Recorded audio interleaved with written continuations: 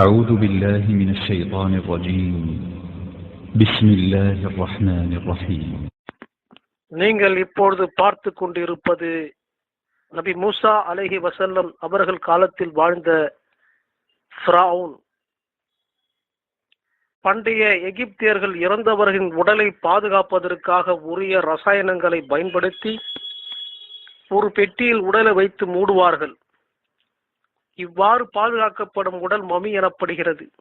பிறகு அதன் மேல் பிரமிடு என்னும் கோபுரத்தை அமைப்பார்கள். 1898ஆம் ஆண்டு லாரட் என்பவரால் ஒரு பள்ளத்தாக்கில் மம்மி ஒன்று கண்டுபிடிக்கப்பட்டது.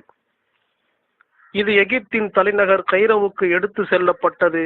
பிறகு 1907ஆம் ஆண்டு இதை முழுமையாக ஆய்வு செய்வதற்காக எலியட் சுமித் என்பவரிடம் எகிப்து அரசு ஒப்படைத்தது. அவர் விரிவான ஆய்வு செய்து இது ஃபிரௌனின் உடல்தான் என்பதை உறுதிப்படுத்தினார். பாதுகாக்கப்பட்ட மம்மிக்கும் ஃபிரௌனின் உடலுக்கும் என்ன வித்தியாசம் என்றால், மற்ற மம்மிகள் குடல்கள் அகற்றப்பட்டு மருந்துகள் நனைக்கப்பட்ட துணிகளால் இன்றளவும் பாதுகாத்து வருகின்றனர். ஆனால் ஃபிரௌனின் உடலில் உள்ள குடல்கள் அப்படியே இருக்கின்றன. ஏனென்றால் இறைவன் திருக்குரானில் கூறுகிறான், சூரா யூனுஸ் வசனம் 92, உனக்கு பின் வருவோருக்கு நீ சான்றாக இருப்பதற்காக உன் உடலை இன்று பாதுகாப்போம்.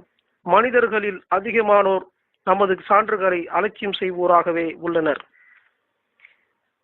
இந்த உலகம் அழியும் வரை காலையும் மாலையும் ஃபிரௌனும் அவனது கூட்டத்தினரும் நரக நெருப்பில் காட்டப்படுவதாக இறைவன் மேலும் திருக்குரானில் 40வது அத்தியாயம் 46வது வசனத்தில் கூறுகிறான்.